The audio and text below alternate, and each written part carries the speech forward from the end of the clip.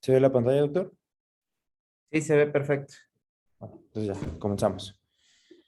Bueno, buenos días, compañeros. Yo soy Pablo Belmont Nava, R2 de Medicina Interna, y les voy a presentar el tema de anemia hemolítica. Em,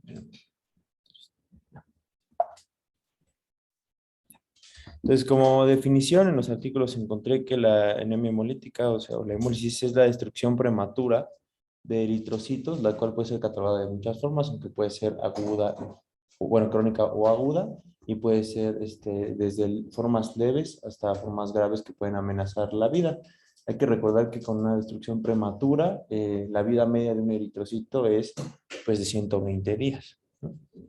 Como parte de la clasificación, pues como vimos, hay muchas formas de clasificarla.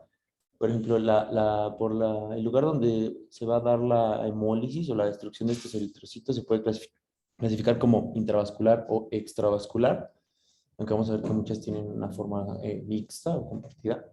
En el tiempo de evolución puede ser aguda o crónica, pueden ser divididas como a anemias adquiridas o hereditarias, o leves, desde formas leves hasta graves de la anemia, en primarias y secundarias. Como tal, la fisiopatología, pues evidentemente, como estamos hablando de un tema muy amplio, no podemos hablar de una fisiopatología como uno, algo así, porque tendríamos que ver la fisiopatología de cada una de las causas de una anemia hemolítica. Pero como tal, existen como puntos esenciales que puedes ver dentro de la fisiopatología, que es evidentemente la destrucción eritrocitaria, la cual puede ser por mecanismo de acción intravascular, puede ser por la destrucción directa celular, fragmentación y oxidación. La destrucción de eritrocitos también puede ser de forma extravascular, la cual se va a dar por secuestro y fagocitosis de eritrocitos por una baja capacidad dentro de su membrana para deformarse. Eso lo vamos a ver sobre todo en padecimientos de la membrana, que ahorita los vamos a ver. Cambios esenciales que puedes ver en una anemia hemolítica va a ser el aumento del recambio del eritrocito. Con esto es importante porque al final una de las terapias que se da, por ejemplo, es el ácido fólico, y eso es por el mayor recambio de eritrocito y la eritropoiesis que se da. La pérdida de hierro, y bueno, lo vamos a ver en medidas de sustento de las anemias hemolíticas. Hay una pérdida de hierro importante y hemoglobina por la liberación de hemoglobina. Eh, Hay mecanismos compensatorios que se ven en todas las anemias hemolíticas, o casi en todas, dependiendo de varios factores que se dan dentro de las patologías, pero hay mecanismos de compensación, como por ejemplo lo que les mencionaba anteriormente, el estímulo de la eritropoiesis, que al final se va a ver eh, reflejado en los estudios de laboratorio como un aumento de la reticulocitosis, y la hiperplasia de la serie eritroide, por ejemplo, en una aspirado médula ósea, que pudieras ver. Pero también existen crisis aplásicas donde pudiéramos no ver esta compensación. Entonces, esto nada más como mecanismo fisiopatológico. Dentro de la clasificación que les mencionaba como parte de hereditarias y adquiridas, tenemos como tres grandes bloques de patologías que vamos a ver como pues, lo más común de estas, que son las hereditarias. Serían las hemoglobinopatías, las enzimopatías y las alteraciones del complejo membrana de citoesqueleto. Bien, no son, o por lo que leí, no son enfermedades muy comunes dentro de la población, pero sí existen como tres enfermedades más comunes y las vamos a mencionar. Por supuesto que no las vamos a ver todas, son muchísimas enfermedades, sobre todo encefalopatías y todo, pero vamos a mencionar. De las adquiridas, igualmente se catalogan en 5 grandes grupos, ¿no? Puede haber destrucción mecánica del eritrocito, puede haber agentes tóxicos que pueden ser fármacos u otras sustancias, infecciones que pueden ser bacterianas, virales o parasitarias, inmunes, mecanismos que vamos a ver la anemia hemolítica inmune y la hemoglobinuria paroxística nocturna.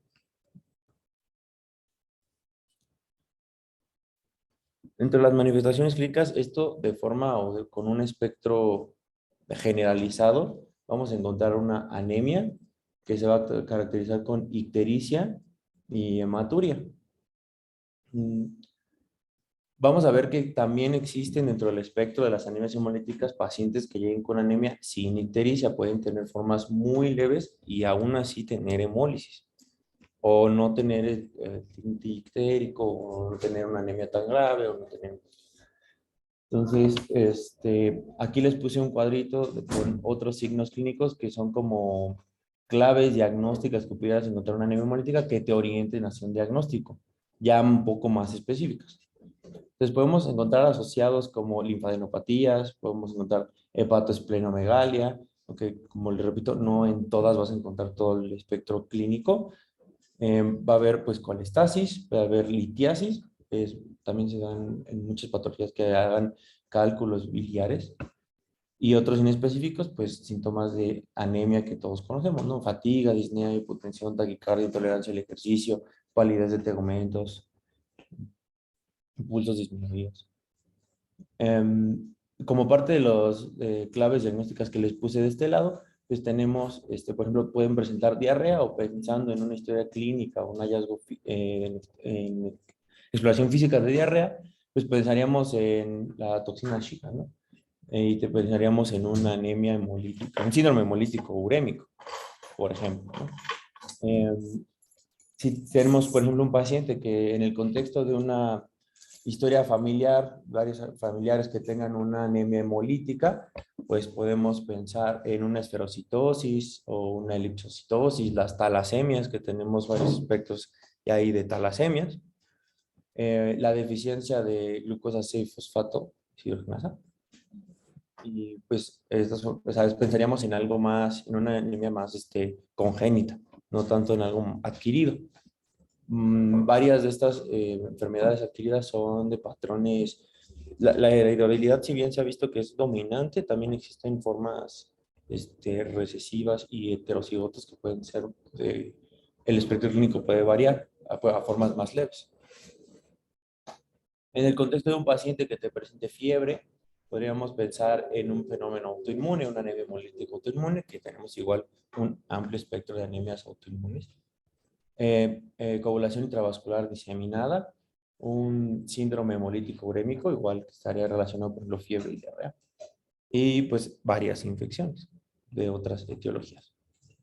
Compartiendo un hallazgo de hematuria, pensaríamos pues en una hemoglobinuria paroxística nocturna, orientaríamos nuestros estudios complementarios hacia allá, o una hemólisis de tipo intravascular. De fármacos, pues encontré que existen muchísimos fármacos que se encuentran asociados a anemia hemolítica. Sin embargo, encontraríamos aquí una anemia microangiopática trombótica inducida por fármacos o otros tóxicos, una anemia hemolítica pues, inducida por fármacos y la deficiencia de glucosa y fosfatos hidrogenados, que si recordamos, pues es la que se exacerba, por ejemplo, con el consumo de habas, fármacos, y que aquí se vio la quinidina, ¿no, doctora? Creo que fue la que históricamente permitió que se determinara la deficiencia de glucosa y fosfatos hidrogenados. En un paciente que presente una ictericia de nuevo, de reciente inicio, pensaríamos evidentemente en una hemólisis. También, pues algo que no alcancé a ver aquí, pues es la edad de presentación. Evidentemente, si tenemos un paciente con una ictericia neonatal y que sea persistente, que se asocia a anemia y que tenga datos como de colestasis, pues pensaríamos en un síndrome más familiar, ¿no? Pero es que aquí no viene la edad de inicio. Aunque también existen formas más leves de enfermedades congénitas que se pueden, por estados compensatorios, pueden llegar a diagnósticos tardíos hasta la adultez. Entonces, vamos a ver. En enfermedades que tengan una historia personal o un antecedente de un cáncer, una neoplasia, podemos tener una anemia hemolítica autoinmune de anticuerpos calientes. Y igual, antecedente patológico de mononucleosis o infecciones por Mycoplasma pneumoniae, tendríamos una anemia hemolítica autoinmune de anticuerpos fríos, que aquí igual pues tenemos un amplio espectro y también se menciona en algunos artículos que puede haber clínica específica como atípica, la mencionan, ¿no? Como de anticuerpos fríos. que si bien se menciona, si no estoy mal, doctora, y me corrige, son todos estos fenómenos como de Raynaud y que hacen, que les piden que no, que cubran extremidades, etcétera, porque hacen fenómenos como de necrosis, pueden hacer necrosis de partes distales. Y pues evidentemente aquí un antecedente personal de transfusión reciente, puede haber reacciones transfusionales, las cuales pues pueden ser no inmediatas o se dan posterior a una sensibilización o a una transfusión previa, le pones otra y ya hay una reacción. Regrésate hasta ahorita, ¿hay alguna duda? ¿Podemos contestar?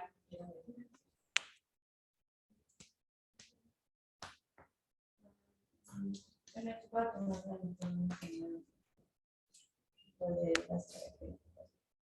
pero eso trae las formas también más asociadas pues tenemos los anticonvulsivantes. Los convulsivantes, la penicilina, la L-dopa, la quinidina son como los principales, aunque la realidad es que Es que son muchísimos. Es que son muchos, por eso no los puse, pues son tablas gigantescas. Regrésate a la primera diapositiva. Entonces, lo más importante, como ya mencionó Pablo. Pablo, Pablo, es que quede claro qué es la hemólisis, porque cada una de las enfermedades que ocasionan hemólisis tiene un espectro de manifestaciones impresionantes, pero no nada más la hemólisis nos va a dar el diagnóstico, sino que además, agregado a eso, pues tiene que haber algo, ¿no? Las crisis oclusivas, el dolor abdominal, pacientes que tienen hepatoesplenomegalia, las pacientes de glucosa 6-fosfato no suelen tener esplenomegalia, a diferencia de otras enfermedades hemolíticas hereditarias. Entonces, toda la clínica del paciente es relevante para tratar de llegar a un diagnóstico. Luego se van a pedir pruebas especializadas para confirmar o descartar la posibilidad, pero siempre orientado a algo, ¿no? No es lo mismo que un paciente, un niño o un paciente joven debute con una anemia hemolítica, porque ¿cuál sería su principal sospecha diagnóstica en ese caso? El congénito es congénito, que es hereditaria, ¿no? Que es congénita. Entonces ahí tienes que indagar más la historia familiar y si tienen hepatoesplenomegalia. Se dice que en general la anemia hemolítica no tiene un predominio en cuanto a cierta población, es más frecuente discretamente en las mujeres. Pero ¿qué pasa con enfermedades como la drepanocytosis, las talasemias, la glucosa 6-fosfato? Sí, es en donde predomina. La drepanocytosis. La glucosa 6-fosfato deshidrogenasa, por ejemplo, es ligada al X, ¿no? Es una patología recesiva y se presenta más frecuentes en los hombres. Pero además, por ejemplo, la drepanocytosis y estas enfermedades también se han asociado a poblaciones africanas. Entonces, todo eso va a ser muy, muy importante. La hemólisis es efectivamente la destrucción prematura, es decir, la apoptosis normal de un eritrocito es a los 120 días aproximadamente. Entonces, siempre es importante mencionar que es prematura porque el eritrocito por alguna razón se está destruyendo. Y hay en las clasificaciones, como bien dice Pablo, pues hay infinidad de clasificaciones. Ahí podríamos agregar la intramedular con la extramedular, que también se puede clasificar de esa manera, o dependiendo de su FUMS. Independientemente de qué clasificación utilicen, porque todas son correctas, pues lo más importante es que sepan cuáles son adquiridas y cuáles son hereditarias, porque cada una de esas tienen un tratamiento específico, y si no, las intravasculares y las extravasculares. ¿Quedó claro ese término de intravascular y extravascular? En un paciente con anemia hemolítica intravascular, ¿dónde se destruyen los eritrocitos? En los vasos. En los vasos. ¿Y me pueden dar un ejemplo de hemólisis intravascular? Ajá. Autoinmunes pueden ser, pero pueden ser las dos en autoinmunes. Coagulación intravascular diseminada, la hemoglobinuria paroxística nocturna, la glucosa 6-fosfato deshidrogenasa. Y la extravascular, ¿dónde se destruyen los eritrocitos? En el vaso. Y en el sistema retículo endotelial, que ya no se llama de esa manera, se llama sistema fagocítico monocítico, y efectivamente compone una serie de células y de órganos, entre ellos el vaso, los monocitos y los macrófagos, ¿no? Entonces es bien importante que clasifiquemos eso porque obviamente la hemoglobinuria que mencionabas no va a estar presente en ambos tipos de hemólisis, va a depender de dónde se produce, ¿no? ¿Sigue? ¿Más? ¿O dónde nos quedamos? A ver, regreso. Ya, la que sigue. Esas son las que mencioné. Efectivamente, las más frecuentes hereditarias son esas tres, recuerden que su manifestación va a depender de su severidad, incluyendo si es una anemia hemolítica hereditaria. Tenemos algunas enfermedades como las talassemias, en la que dependiendo de las cadenas, bueno, las globinas que se afecten, vamos a tener o un rasgo talasémico o una enfermedad real y severa, ¿no? Entonces, eso también quiero que se quede mucho en la mente. Es decir, un paciente joven que hemoliza, quizás por la edad tú no piensas que la primera opción sea una anemia hemolítica hereditaria. Sin embargo, sí puede suceder y que apenas estés viendo lo que es un rasgo talasémico. También lo tienes que considerar, ¿no? Y las actividades que ya mencionamos, las más frecuentes. Ahorita viene un cuadrito que desglosa un poquito más, o sea, estas son como muy generalizadas, pero viene un cuadrito con varias enfermedades. Okay. Estas son las manifestaciones clínicas. Y esto es lo que decíamos de las manifestaciones clínicas. Siempre va a haber anemia hemolítica, bueno, no siempre, pero regularmente va a haber anemia hemolítica con alguna otra manifestación. Si el paciente tiene diarrea, fiebre, tu primer diagnóstico en un niño va a ser un SHU. Y en un adulto va a ser una púrpura trombocitopénica trombótica y ya vas a pedir un Adams 13 específicamente, ¿no? ¿Qué otra manifestación tiene la PTT? Además de la fiebre y la hemólisis. Petequias. Falla renal, que no está frecuente como SHU, pero puede tener alteraciones neurológicas, ¿ok? Y trombocitopenia, es una trombocitopenia que no es real, pero son algunas de las manifestaciones que se acompañan. Y bueno, ya mencionaste, ¿no? Algunas otras. Un paciente, ¿por qué no todos los pacientes tienen ictericia? O sea, a partir de qué corte de bilirubinas. Creo que son dos, ¿no? ¿Dos? Arriba de 3, en la hemólisis, los pacientes realmente están ictéricos. ¿Ok? Entonces, eso es bien importante porque igual puedes tener una bilirrubina discretamente elevada, una DHL discretamente elevada y que tu paciente no tenga ictericia y poder pasar ese diagnóstico, ¿no? Entonces, siempre tomen en cuenta. ¿Y en qué pacientes es frecuente encontrar anemia hemolítica con linfadenopatías? Pues malignidad, en linfoproliferativos, pues, ¿El qué, perdón? linfoproliferativos, ¿Todo, por ejemplo? un linfoma. Linfoma y Células B. principalmente la leucemia linfocítica crónica se asocia a hemolisis. Tiene un componente inmunológico y suelen debutar así los pacientes. Se dice que frecuentemente los pacientes con neoplasias hematológicas suelen debutar con alguna enfermedad autoinmune. Años previos, ¿me explico? O sea, tienes un paciente joven, un masculino de 40 años de edad, que hemoliza y no, realmente nunca puedes identificar la causa y a los 5 o 6 años debuta con linfadenopatías. Eso es muy frecuente en los pacientes hematológicos y lo más frecuente es la leucemia linfocítica crónica y los linfomas, efectivamente. Y bueno, no todas las anemias hemolíticas tienen hepatosplenomegalia, ¿no? Mencionábamos la glucosa 6-fosfato deshidrogenasa que no cumple con esos criterios. Bueno, y si esto no será la clínica. Entonces, como parte de, como para hacer un algoritmo o algo así como más agrupado, pues primero tenemos la historia clínica y la exploración física, como decía la doctora, no todo es anemia asociado a algún otro síntoma para llegar a un diagnóstico. Por eso condiciones asociadas, ¿no? Y de estudios complementarios encontré ese cuadrito que de forma como muy generalizada o muy básica tenemos como el abordaje primario de una anemia hemolítica, ¿no? Entonces tenemos como parte de un estudio complementario, tenemos que a todos los pacientes le tenemos que pedir, pues evidentemente, una biometría hemática donde podemos encontrar una anemia que puede ir desde normo hasta macrocítica. Generalmente, pues no vas a encontrar una micro, porque pues no va. Los reticulocitos están aumentados por este mecanismo compensatorio que les estaba mencionando fisiopatológicamente, aunque recuerden que también existen las crisis aplásicas que se pueden dar, por ejemplo, en paciente condiciones sépticas, etcétera, puede haber crisis aplásicas y no tener esa compensación. Entonces, pero lo común es encontrar reticulocitos y retículos aumentados y células muy grandes por eso mismo y te va a dar pues la macrocitosis.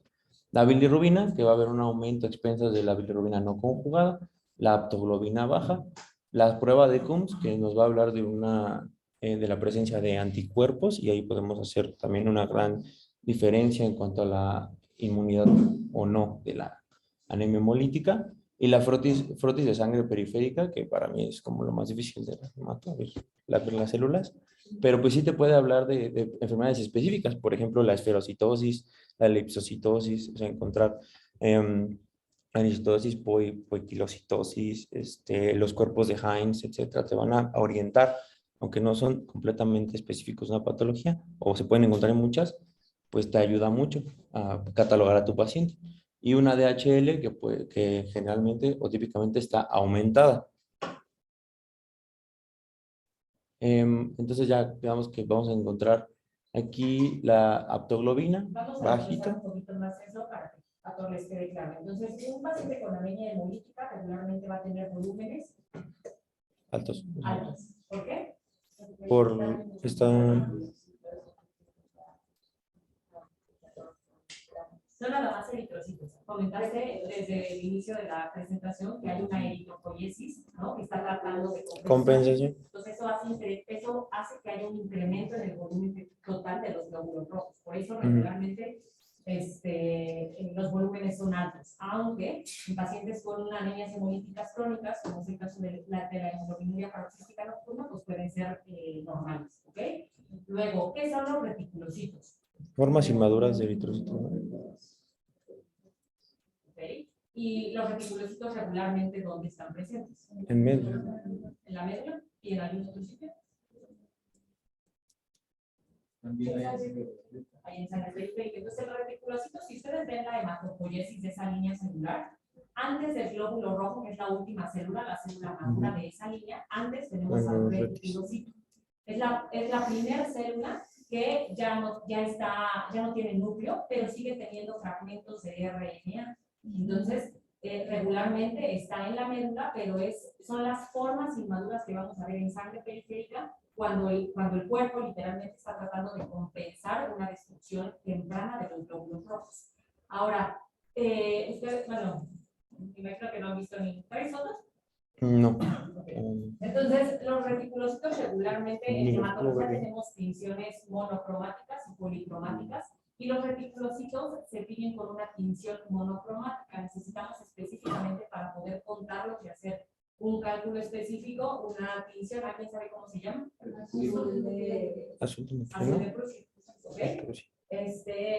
Bueno, como su nombre lo dice, como es monocromática, literalmente lo que la tinción particularmente va a teñir son los fragmentos de RNA que el reticulocito sigue teniendo. Y dependiendo de eso vamos a hacer una cuenta. ¿Cuándo consideramos que los reticulocitos están disminuidos, normales o incrementados? Mayor. Uno. ¿Se tiene que corregir con qué? Okay. Y supongamos que tenemos una niña hemolítica con reticulocitos de 1. ¿Cómo consideraríamos esa niña? Porque esa es otra forma de clasificar. ¿Regenerativa o regenerativa? Entonces, el corte, digo, varía un poco en cuanto a la literatura que ustedes revisen, pero regularmente más de 2 reticulocitos corregidos se considera una niña hemolítica regenerativa, ¿no? ¿Y eso qué quiere decir? Que se está estimulando la médula para producir más. Exactamente, que la médula, que no estás pensando como tu primer posibilidad que la médula esté dañada, porque la médula está tratando de compensar liberando células inmaduras que son los reticulocitos. Si la médula, si el problema fuera intramedular, ¿cómo estarían los reticulocitos? Bajos, ¿no? Porque la médula no puede No va a producir poder esas ser. células. Ahora, se dice que en cuanto a la evaluación de una anemia hemolítica, los 2 parámetros más importantes, porque son más sensibles que el resto, son la DHL que mencionaste y la aptoglobina. Entonces, la DHL, pues es muy sencillo, se libera de la destrucción de los glóbulos rojos, por eso hay un incremento. Pero ahora, ¿qué es la aptoglobina? Es una proteína que Es una proteína, ajá, donde se fija la hemoglobina. ¿Okay? ¿Y qué pasa cuando hay hemólisis? Disminuye porque se une a su capta y está ocupada, entonces disminuye. Está asociada a la hemoglobina. Está saturada, ¿están de acuerdo? Entonces, la aptoglobina es una proteína completamente normal que circula en el cuerpo, que se produce en el hígado. Y regularmente cuando hay destrucción de glóbulos rojos, ¿qué pasa con el grupo E del glóbulo rojo? Pues se libera, ¿no? Está circulando. Y una vez que circula ese grupo E, se pega a la aptoglobina. Entonces, cuando medimos específicamente esa proteína en sangre periférica, al estar unida, pues no se mide, por así decirlo, está saturada esa proteína, y por eso tenemos aptoglobinas bajas. Y eso es típica pregunta de medicina interna. Eso es bien importante y es una prueba muy importante porque además es de mayor sensibilidad, ¿ok? Y la prueba de Coombs. ¿En qué pacientes realizamos prueba de Coombs? Sospecha de inmunidad. Más bien cuando son todas las inmunoveriadas. cuando encuentras una anemia regenerativa, deberías, o sea, tu perfil debería debe de incluir una prueba de CUMS, ¿no? Pero bueno, definitivamente en cierta población, sobre todo en mujeres jóvenes, que es la única anemia hemolítica que predomina discretamente en las mujeres, se piensa que es la anemia hemolítica autoinmune. Entonces, en aquellas pacientes sanas, mujeres jóvenes que presentan también un episodio de hemólisis, siempre hay que hacer una prueba de CUMS. Y tenemos dos tipos de CUMS, ¿cuáles son? La directa y la indirecta. En este tipo de pacientes, ¿qué prueba hacemos? Directa. ¿Y saben cómo se hace la prueba? ¿O vas a hablar específicamente de la autoinmune? Sí, sí, tengo un apartado de anemia hemolítica. ¿Inmune? Ajá. Ok, entonces lo vemos ahí, pero es importante porque, bueno, dependiendo de eso, pues vamos a saber si es positiva o negativa, ¿no?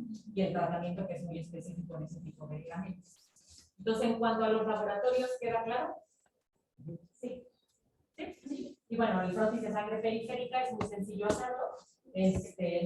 Probablemente algunos que han rotado con nosotros se han dado cuenta cómo se hace un frotis y cómo se tiñe con tinción policromática regular.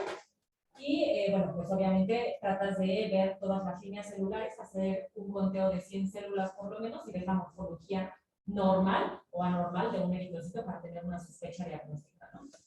Lo más, a ver si mañana, antes de iniciar la segunda clase, ponemos una imagen de diferentes anormalidades morfológicas en un eritrocito para que ustedes solamente las conozcan, ¿no? Porque hay algunas que son muy importantes, sobre todo en la PTT y en el CHU, que es una emergencia hematológica, es muy importante hacer un frotis y poder clasificar esos pacientes, ¿no?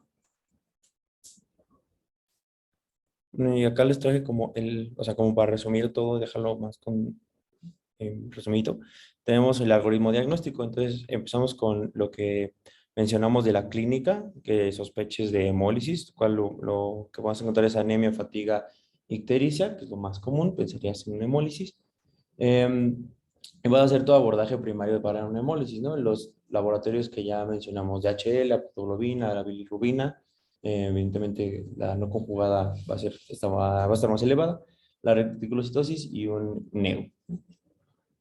Acá vamos a tener, pues lo clasificamos por el frotis de sangre periférica y vamos a tener las diferentes formas o, como decía la doctora, anormalidades que puedes encontrar en la serie roja, en el eritrocito, o si no te da, pues si los estudios no son para hemólisis, pues consideras otras causas.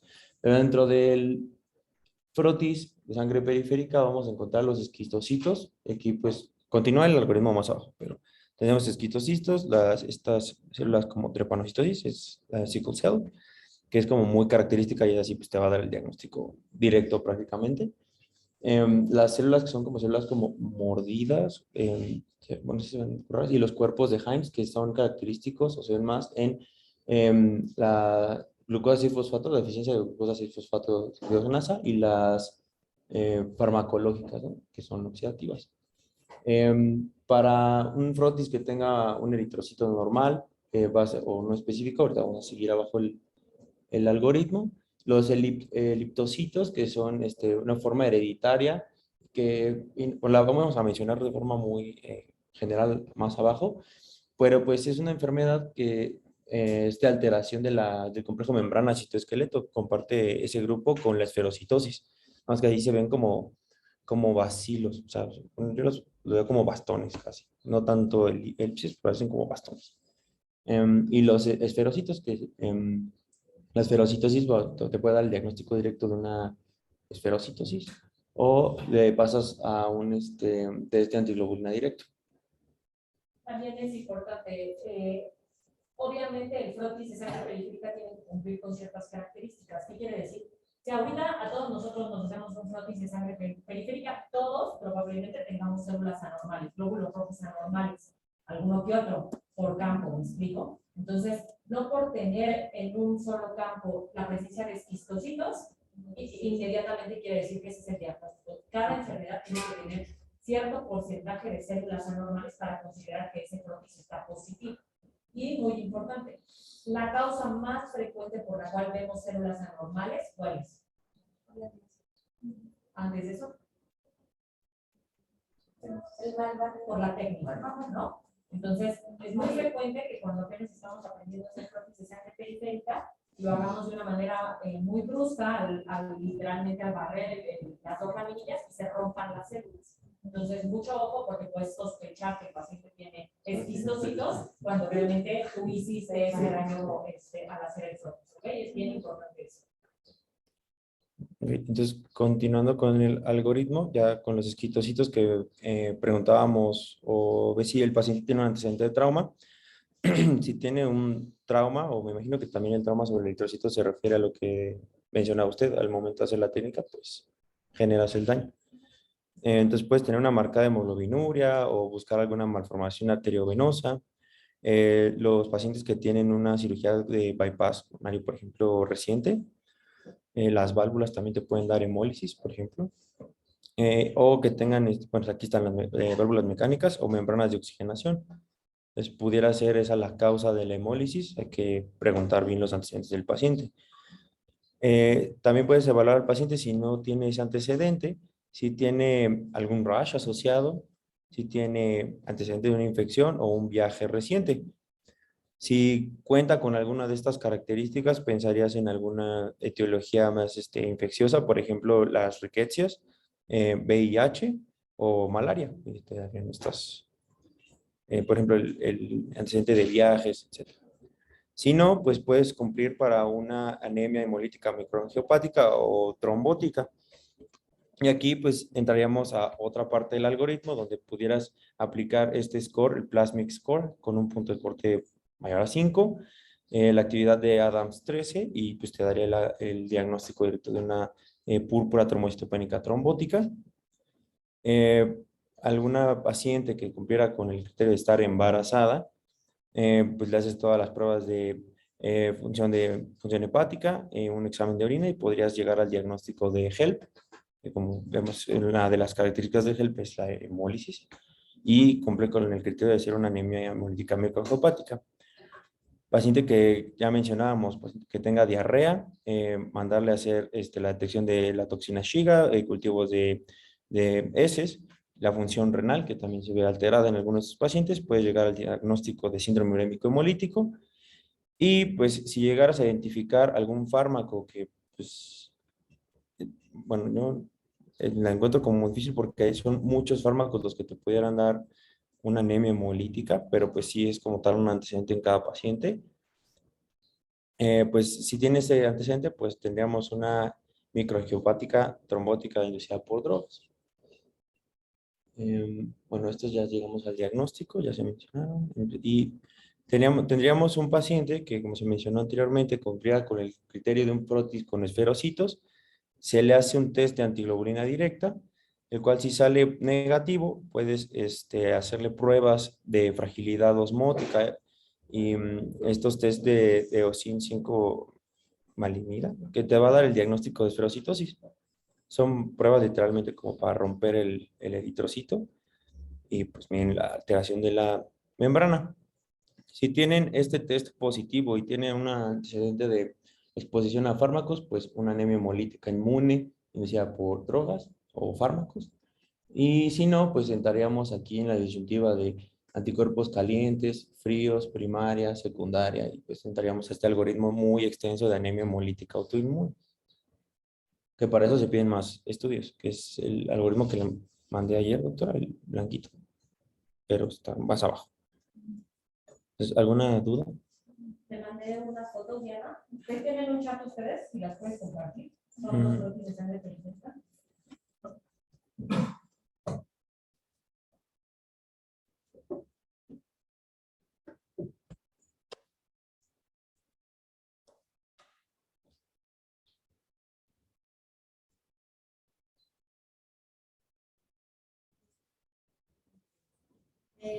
A ver cuál les aparece primero, la que tiene flechas o la otra. La de las flechas. Entonces, bueno, pues está muy fácil porque ya les señalaron que están buscando, ¿no? Cuando regularmente siempre en un frotis de sangre periférica, lo primero que tenemos que hacer es buscar eritrocitos normales, ¿ok? Porque siempre tenemos que comparar nuestras células con un eritrocito normal. Regularmente un eritrocito mide 7 micros. Y bueno, cada una de las diferentes células tiene diferentes mediciones, que bueno, no es el objetivo de esta clase. Entonces, ¿qué les llama la atención en este? Este es un brotis de sangre periférica. Vemos otras células que son las azules, que bueno, esto es aparte. Vamos a enfocarnos en los glóbulos rojos. ¿Y qué les llama la atención? Hay diferentes tamaños. ¿A eso cómo se le llama? Anisocitosis. Anisocitosis, ¿ok? La relación Anisocoicilocitosis, ¿no? La relación del centro pálido con el resto es diferente entre cada uno. El citoesqueleto y la membrana del eritrocito hacen que el eritrocito normal tenga palidez. A veces la gente piensa que eso es el núcleo del eritrocito, sabemos que el núcleo del eritrocito no tiene núcleo, pero siempre se debe de observar una palidez central del eritrocito. Y justamente en las células, en las flechas, particularmente en la de arriba, ¿qué está sucediendo? Se ha perdido. Se pierde la palidez central. Si ustedes compararan ese eritrocito con algún otro que vea normal en el frotis, ha perdido volumen y tamaño, se ha vuelto más chiquito. Y recuerden, ¿cuál es el tamaño normal de un eritrocito? El tamaño, sí, pero perdón, la forma. Bicóncavo, disco bicóncavo. Nunca es redondo completamente, ¿no? Y si se dan cuenta aquí en la flecha de arriba se ve completamente una bolita, por así decirlo. Es una esferocitosis. Entonces, ¿eso qué es? Una esferocitosis. Si vemos en un frotis de sangre periférica, y aquí porque lo tienen señalado, pero si se dan cuenta en todas las células de arriba, como a las 12 del día, hay esferocitos. ¿Ok? Perdieron por completo la palidez y hay muchos. Y ahora vámonos a la que sigue. Esta está un poco más compleja porque no tenemos flechas. Pero bueno, ¿qué les llama la atención? La forma de los eritrocitos que están ahí parece una trepanocitosis. Estos citocitos, no trepanocitos. Esta célula es típica y esto es muy importante porque es una emergencia hematológica. Un paciente que tiene cistocitos en sangre periférica, estamos obligados de manera urgente a descartar una púrpura trombocitopénica trombótica porque los pacientes se mueren en las siguientes 6 horas que llegan. Entonces, justo en el mero centro hay un esquistocito muy típico, si lo alcanzan a ver, de hecho hay 2 puntitos.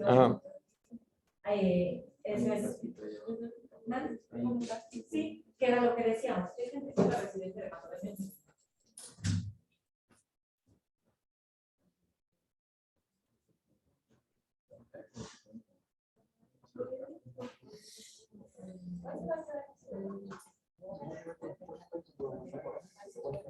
Ya rebasamos los 40 minutos de clase, ya es un récord para mí.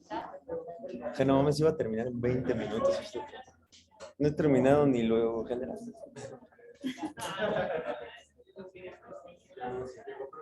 Sí, ya sé. 40 minutitos. Ay, perdón.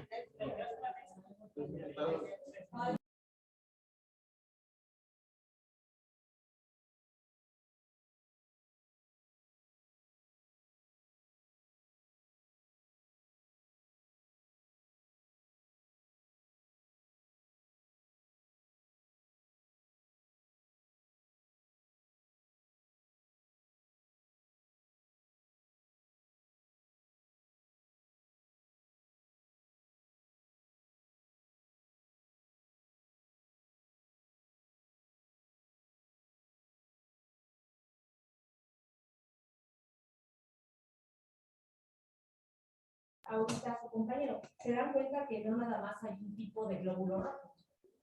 Hay diferentes formas y por eso es bien importante que cumplan los criterios necesarios para valorar una frotis periférica, porque entonces aquí, o sea, ¿qué tenemos? ¿Esquistos o tenemos células en caso? Que no es lo mismo. Predominan los esquistocitos. Y regularmente es muy frecuente que tengamos interconsultas por trombocitopenia. ¿Ya se dieron cuenta cuáles son las plaquetas en ese frotis de sangre periférica? Exactamente, ¿no? Regularmente contamos por lo menos 10 campos para valorar y hacer una cuenta total de las plaquetas, que también es muy importante porque comentábamos que en algunos pacientes como en la anemia microangiopática, los pacientes pueden por Pulker tener trombocitopenia y vemos en el frotis que no es real, que tienen cifras normales de plaquetas. Eso pasa por la metaloproteasa, ¿ok? Pero bueno, eso es aparte. Y bueno, aquí les había mencionado que traía como este cuadrito de diagnósticos diferenciales. el cual nos va primero a tipificar las anemias por el tipo o la clase. Entonces tenemos en la aloinmune, menciona diferentes enfermedades o etiologías, donde encontramos las reacciones transfusionales, la enfermedad hemolítica del neonatal o del feto y del recién nacido. El mecanismo como fisiopatológico, que sería el secuestro o el atrapamiento de los eritrocitos, la fagocitosis o la opsonización o el complemento. El sitio donde se va a dar la hemólisis, que en este caso sería intravascular, y pues el abordaje diagnóstico por complementario sería una prueba un test directo, ¿no? De globulina. En ese caso se hace un pus directo e indirecto, Ujú. porque se le hace al recién nacido y a la mujer. Y eso también es el caso. Y pues el tratamiento como tal, pues son transfusiones, experimento y pues tratamiento de soporte. En la anemia autoinmune hemolítica. No había visto a Lina, por ejemplo. Pero Lina tiene muchas cosas, pero tiene un comportamiento también de una anemia hemolítica autoinmune. En el CUMS hay un CUMS directo negativo, pero hay presencia de dos anticuerpos. Si se acuerdan, tenía un anti-E y un anti-C. Y eso es secundario a reacciones transfusionales. Entonces, quizás no tienes un cuadro florido después de una transfusión de una hemólisis severa o aguda, pero recuerden que hay algunas aloinmunizaciones que pueden ser tardías. Entonces, es bien frecuente por eso pedir un test de CUMS, ¿okay? Para ver también si tiene alguna otra anticuerpo. Ok.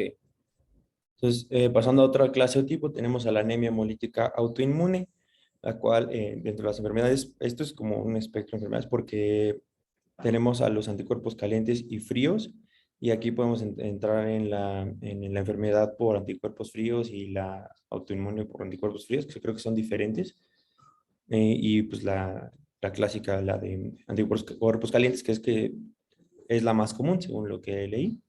El mecanismo, pues, es básicamente similar, ¿no? Atrapamiento, fagocitosis y activación del complemento. Esta sí puede tener un comportamiento mixto con una hemólisis intravascular.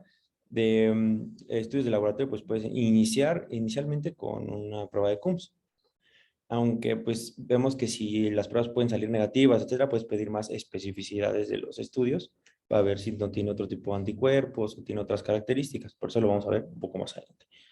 Y pues de tratamiento, evidentemente la respuesta a esteroides, evitar los exacerbantes y el tratamiento de las causas subyacentes, ya que podemos tener causas secundarias. Son anemia hemolítica autoinmune secundaria a otra patología. Regularmente las anemias hemolíticas de anticuerpos fríos se asocian más a infecciones como micoplasma, ¿okay? Y las calientes, que son más frecuentes, están mediadas por IgG y se asocian más a justo esas enfermedades linfoproliferativas que habíamos comentado.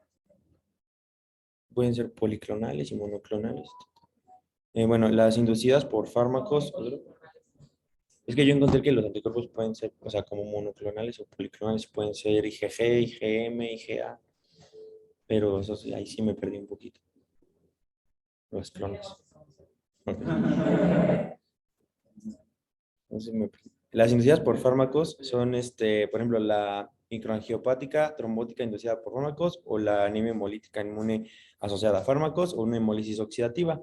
Aquí tenemos un mecanismo que se menciona como una destrucción directa o citotóxica, según entiendo. Las toxinas, fagocitosis o fragmentación. También tiene un comportamiento mixto en cuanto al sitio de hemólisis, que puede ser intra o extravascular, y podemos encontrar aquí esquistocitos, se realiza la prueba de CUMS y podemos encontrar los cuerpos de Heinz.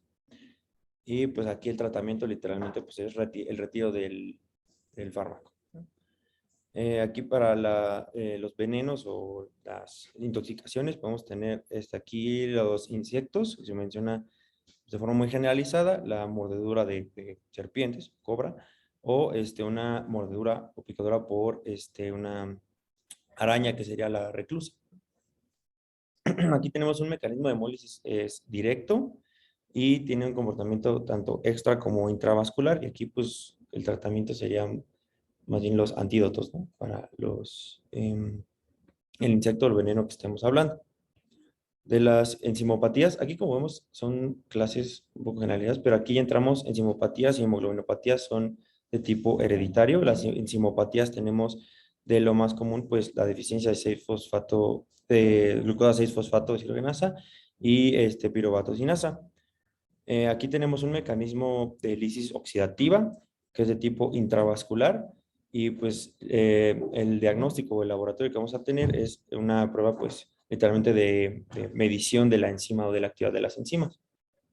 Y aquí pues el tratamiento es evitar los exacerbantes y algunos pacientes se benefician de la esplenectomía, aunque leí que no todos.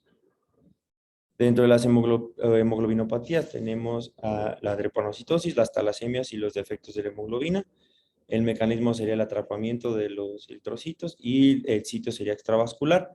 Aquí los laboratorios o la prueba complementaria que nos hace diagnóstico es la electroforesis de hemoglobina y el tratamiento es pues, específico, o sea, depende de qué patología estemos hablando. Las infecciosas, vamos a tener pues varios agentes infecciosos donde encontramos malaria, rickettsias, babesia, bartonella, hemófilus y VIH. Un buen interrogatorio, ¿no? O sea, si tienes un paciente que está embolizando y acaba de estar en África, por ejemplo, Malaria. pues tienes que pensar siempre en eso, ¿no? O sea, eso es lo que te va a dar el parteaguas para tomar una decisión. Los mecanismos son directos, toxinas, fagocitosis y fragmentación. Tiene igual un componente mixto entre extravascular e intravascular. Y aquí, pues, literalmente es encontrar el patógeno específico que esté causando la hemólisis. El tratamiento, pues, es dirigido a la infección que estamos hablando. De ahí, hoy en día, podemos agregar al COVID. Bueno. ¿Okay? No sé si les tocó a ustedes algunos pacientes con COVID, con hemólisis, pero también hay muchos reportes de casos de estos pacientes. Acá tenemos a la otra enfermedad, otra clase de enfermedad hereditaria o congénita. Tenemos las membranopatías, que son la esferocitosis hereditaria, la elipsocitosis hereditaria y la hemoglobinuria paroxística nocturna. El mecanismo sería el atrapamiento, la hemólisis sería extravascular, y aquí los test que nos darían el diagnóstico sería el test de fragilidad osmótica y la unión a 5-deoxinamelenimido. El tratamiento sería la esplenectomía, se ha visto eculizumab y el Soliris, que la verdad no sé qué es. El eculizumab es el Soliris. Es la droga huérfana más cara de todo el mundo. El eculizumab. Y los pacientes deben de aplicarse calculado a cierta dosis cada 15 días. Es un verdadero problema porque no todos los pacientes con HPN pues pueden recibir el fármaco.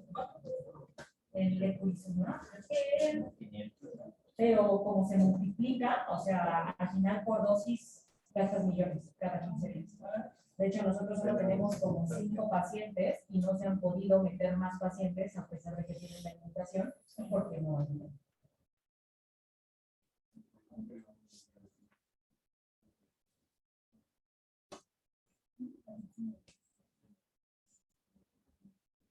Ok, seguimos. De la... 20,000 euros por caja. Se administra semanalmente durante el primer mes y después cada 15 días.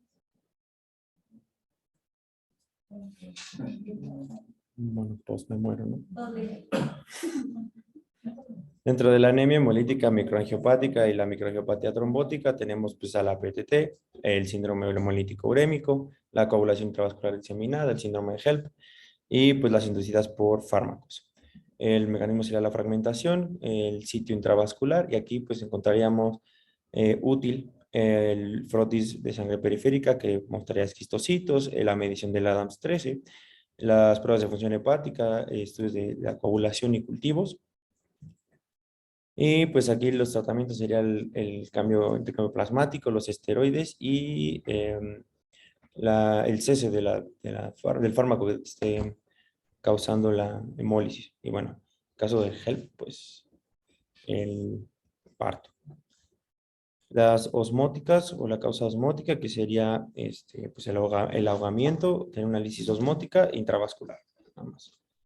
Y enfermedades sistémicas que te pueden dar una anemia hemolítica, Se menciona, por ejemplo, las enfermedades de tejido conectivo, ¿no? Tendríamos al lupus, las enfermedades hepáticas, vasculitis, hiperesplenismo y la hipertensión maligna. En esos casos, no, digo, no es que sea sencillo, pero recuerden que esos pacientes con enfermedades sistémicas Tienen generalmente más. se acompañan con trombocitopenia. No, las anemias hemolíticas en general no tienen ninguna otra línea afectada más que los glóbulos rojos, pero si se acompaña de trombocitopenia, lo más frecuente es que tenga una enfermedad inmunológica, reumatológica asociada. La más frecuente Todos lupus. todo. Y, por ejemplo, aquí tenía yo una duda. En estos casos, si se asocia la anemia hemolítica con la trombocitopenia, ¿no es un síndrome de Evans? Pero el síndrome de Evans Las es... fechas diagnósticas en un paciente con anemia hemolítica y trombocitopenia es un síndrome de Evans. Siempre. Y bueno, pues el tratamiento evidentemente específico para cada patología.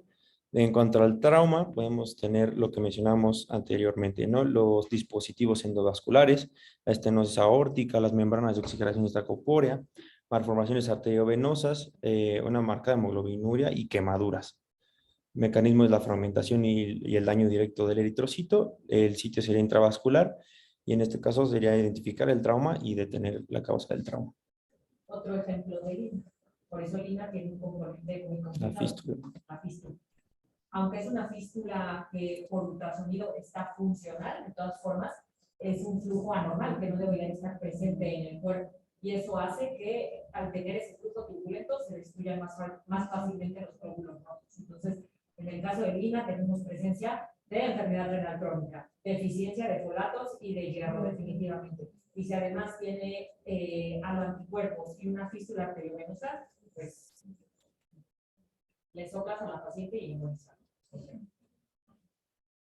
Y bueno, no sé si vieron la diapositiva anterior, pero vamos a hablar un poco de las congénitas, muy poquito, nada más recordar que son los tres grupos de enfermedades que les mencioné, las enfermedades o alteraciones del complejo membrana-citoesqueleto.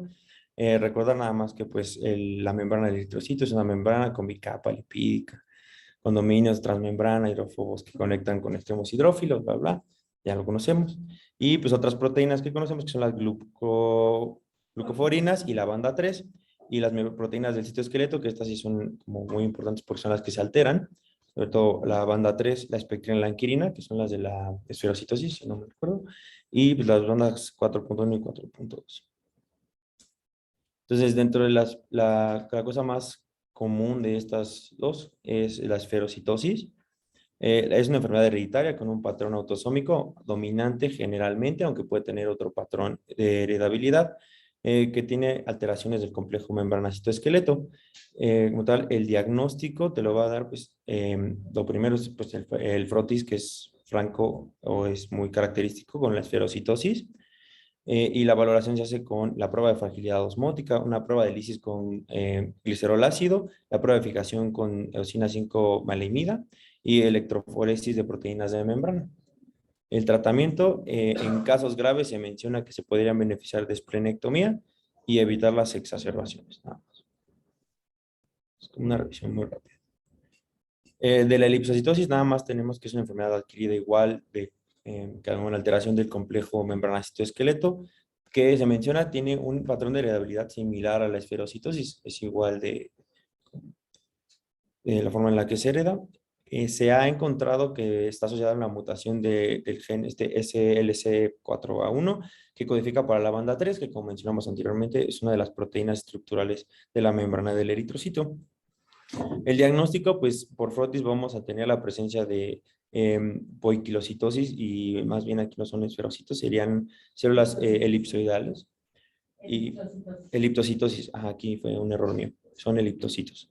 Eliptocitosis y el tratamiento nada más menciona que en algunos casos los pacientes se pueden beneficiar de esplenectomía, aunque no son todos los casos, pero no se menciona ningún otro tratamiento que pueda ayudar.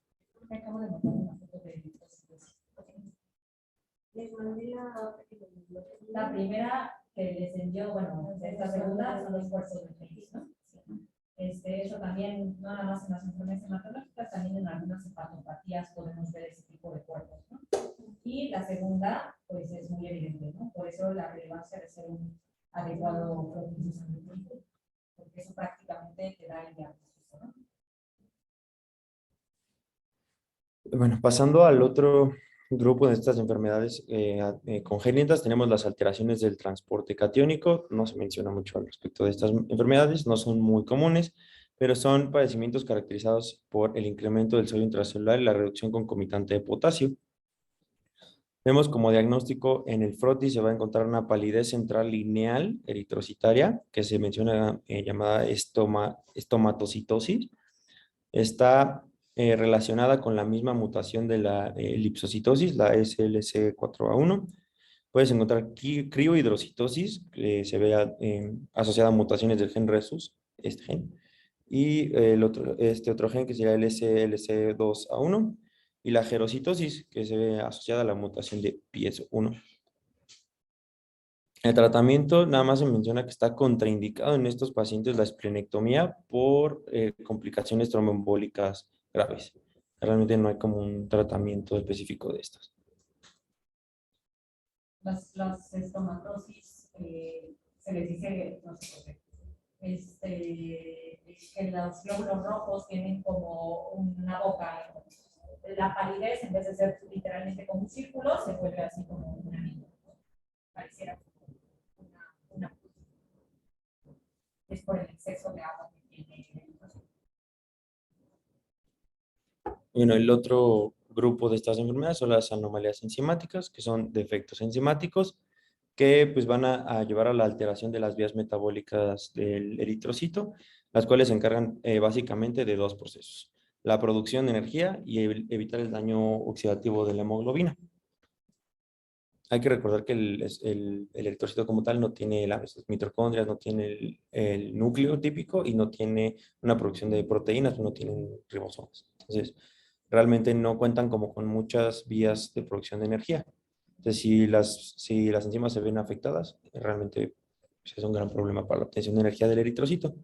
Entonces, tenemos alteraciones de la vía glucolítica, donde se menciona la deficiencia de piruvato sinasa.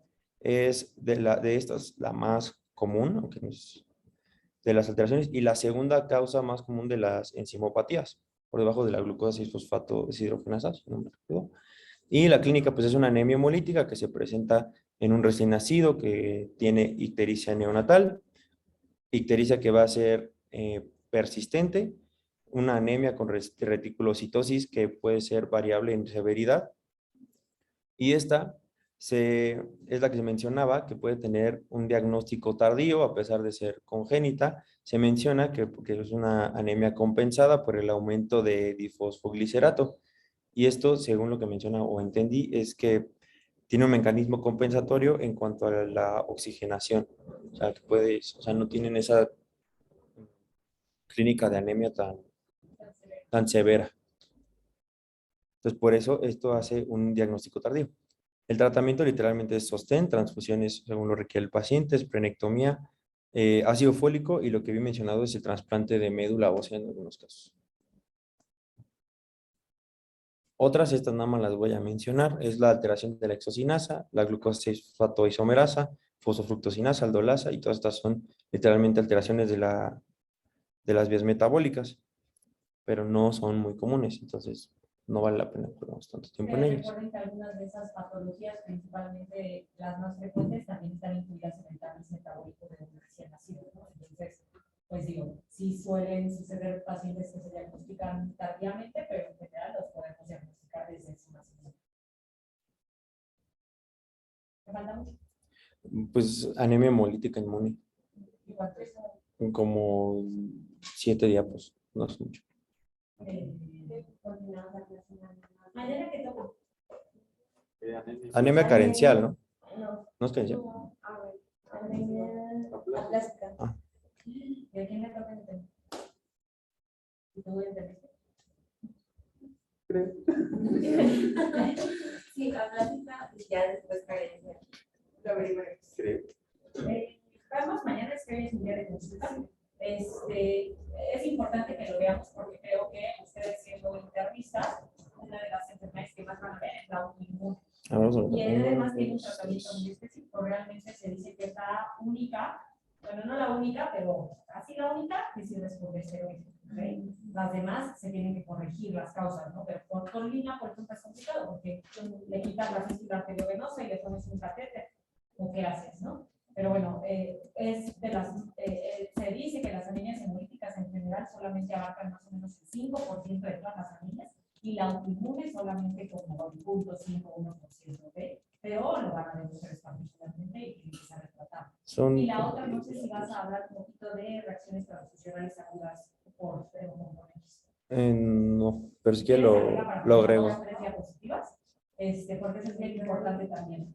El TRALI y el TACO son aparte. Pero ¿qué pasa cuando tienes un paciente que está transfundiendo y en ese momento tiene un cuadro de fiebre, escalofríos y hasta un choque?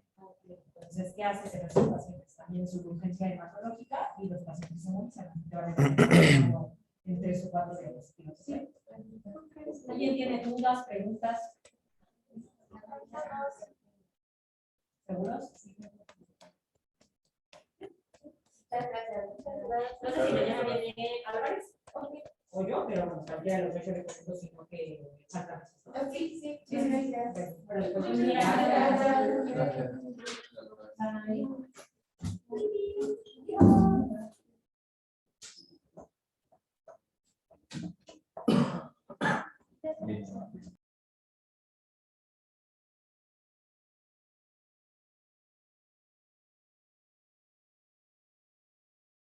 Decir al doctor, ¿no? ¿Doctor Montiel? ¿Está ahí, doctor Montiel? Ya, ¿me desconecto?